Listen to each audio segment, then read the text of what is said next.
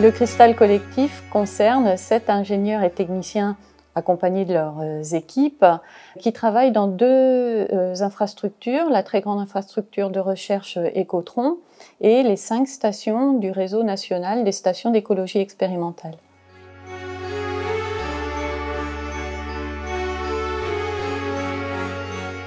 Les écotrons permettent de mettre à disposition des chercheurs des cellules de conditionnement plus ou moins sophistiquées qui permettent la manipulation des écosystèmes semi-naturels, aquatiques et terrestres.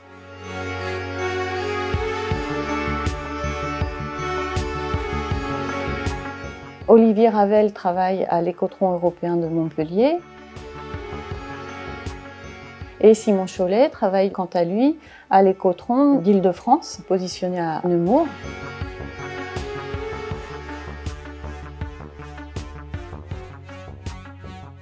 Le RENSE, le réseau national des stations d'écologie expérimentale, regroupe 5 stations directement au cœur des écosystèmes. Il y a 3 stations sur l'écosystème continental qui sont positionnées à Moulis en Ariège où travaille Olivier Guillaume.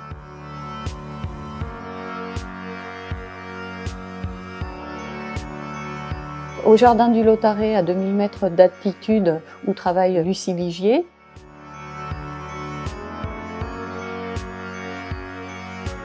Et au CEREP de Foljuif, une infrastructure qui s'appelle Planaqua, où travaille Béatrice de Sancière.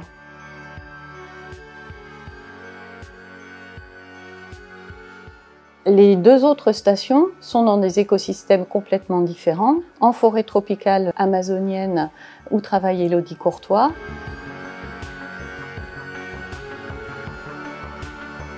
Et enfin, en Polynésie française, au cœur des récifs coralliens où travaille Benoît Espiau. L'objectif de ces plateformes de recherche, c'est de mieux comprendre comment les écosystèmes réagissent au changement climatique, à la pression anthropique, au changement global en fait, et trouver des solutions dès à présent pour construire le monde de demain.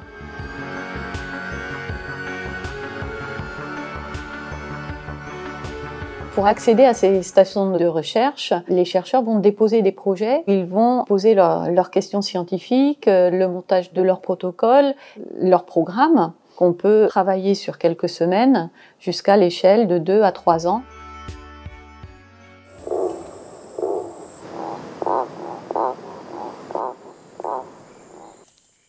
Sur site, on est H24, 7 jours sur 7, 365 jours par an à disposition des chercheurs pour mener les programmes scientifiques. On accueille des étudiants qui vont apprendre le métier de chercheur en contribuant à ces programmes de recherche, en étant en proximité des équipes techniques, mais aussi en étant en proximité des autres équipes, des autres programmes. Un chercheur, en arrivant sur site, en voyant l'environnement, il va pouvoir ajuster ses protocoles, être guidé sur les meilleurs sites in natura pour déposer ses instruments de recherche. Et il va s'appuyer justement sur la connaissance technique et la connaissance du terrain de l'équipe d'ingénieurs et de techniciens.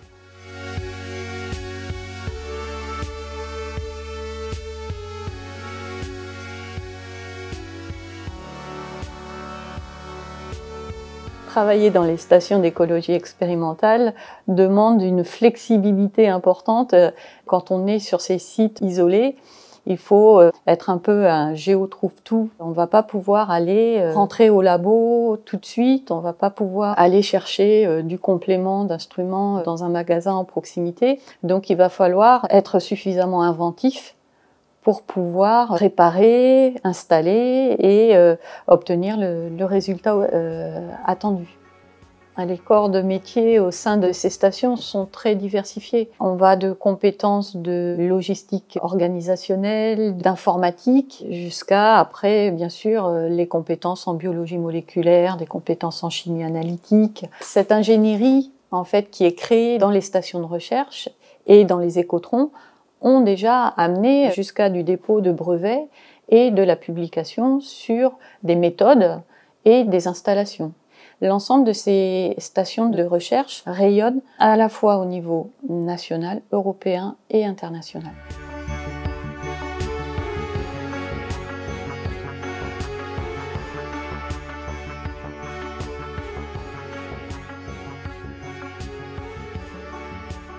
Les stations d'écologie expérimentale sont toutes très anciennes et permettent aussi d'avoir cette continuité et ces données naturelles de très long terme. Les pratiques de recherche ont complètement évolué et la technologie a également complètement évolué. On est parti initialement de la connaissance de la biodiversité et aujourd'hui on est sur l'impact du changement climatique sur cette biodiversité et sur le fonctionnement même de ces écosystèmes.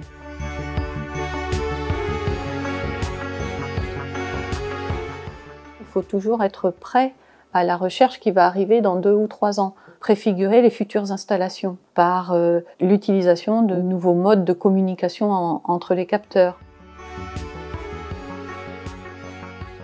Les échanges entre les plateformes sont bénéfiques pour la recherche puisque ça permet justement de diversifier les compétences, diversifier les angles de vue. Et ce qui nous attend dans le futur, c'est justement de continuer à animer ce réseau, à faire que nos personnels se rencontrent, puissent échanger. Donc on a encore des choses à venir pour l'animation de ces réseaux techniques.